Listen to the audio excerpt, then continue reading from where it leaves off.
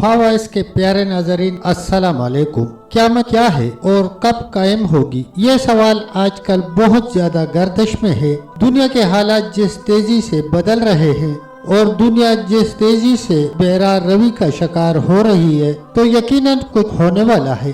क़यामत के बारे में बहुत सी पेशनगोइयों और अलामात क़यामत के बारे में बहुत से बयानात सुनने को मिलते हैं। हम आज इस वीडियो में क़यामत की अलामात पर हदीस के हवाले से बात करेंगे। तो आइए शुरू करते हैं। लेकिन इससे पहले अगर आप हमारे चैनल पर नए हैं तो चैनल को सब्सक्राइब करें, वीडियो को लाइक करें और कमेंट्स में अपनी राय का इजहार जरूर करें। बिस्मिल्लाहिर्रहमानिर्रहीम। क़यामत की अलामात के बारे में जानने से पहले ये जरूरी है कि हम क़यामत के बारे में जान ले कि क़यामत क्या है। क़यामत सूर इसराफील की उस खौफनाक चीख का नाम है जिससे पूरी कायनात में जलजला आ जाएगा। उस हमगीर जलजला के इब्तिदाई झटकों ही से दहशतज़दा होकर दूध पिलाने वाली माएँ अपने दूध पीते बच्चों को भूल जाएंगी। हामिला औरतों के हमल साकत हो जाएंगे और आहिस्ता आहिस्ता कायनात मौत की आगोश में चली जाएगी। क़यामत के बहुत से मानी हैं, मगर उस अजीम दिन के बारे में कोई नहीं जानता कि ये कब आएगी। अगरचे उस दिन के बारे में सारे अंबिया कराम अलैहिस्सलाम अपनी अपनी उम्मतों को बताते चले आए हैं, मगर अल्लाह के आखिरी रसूल मोहम्मद सल्लल्लाहु अलैहि वसल्लम ने आकर बताया कि क़यामत करीब आ पहुंची है और मैं इस दुनिया में अल्लाह का आखिरी रसूल हूँ। कुरान करीम में क़यामत के बारे में सूरह नाज़ियात में है, बेशक क़यामत की खबर अल्लाह ही को है।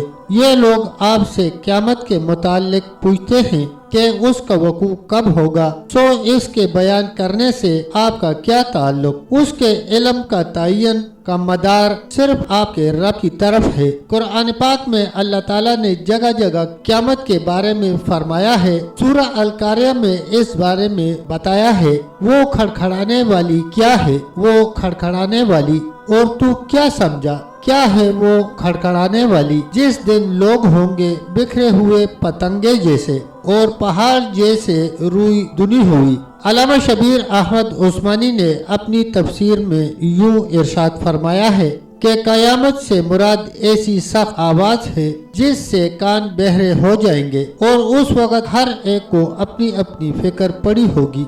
अहबाब व अकारिब एक दूसरे को न पूछेंगे, बल्कि इस ख्याल से कि कोई मेरी नेकियों में से न मांगे या अपने हुकूक का मुतालबा न करे, वो एक दूसरे से भागेंगे।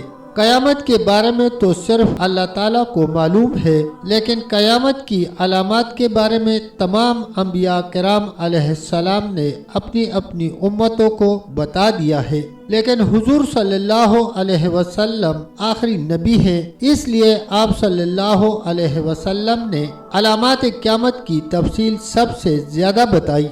इस बारे में सही मुस्लिम की रवायत है कि हजरत अबू ज़ैद रज़ियल्लाहु अन्हु फरमाते हैं कि रसूलुल्लाह सल्लल्लाहु अलैहि वसल्लम ने हमको फजर की नमाज पढ़ाई और मिंबर पर चढ़कर हमारे सामने खुतबा दिया, यहाँ तक कि ज़ोहर की नमाज का वक़्त हो गया। बस आप सल्लल्लाहु अलैहि वसल्लम ने उतर कर नमाज पढ़ी, फिर मिंबर पर तशरीफ ले गए और हमें खुतबा देते रहे यहाँ तक कि असर का वक़्त हो गया। आप सल्लल्लाहु अलैहि वसल्लम ने उतर कर नमाज पढ़ी और फिर मिंबर पर तशरीफ ले गए और हमें खुतबा देते रहे यहाँ तक कि आफताब गरूब हो गया।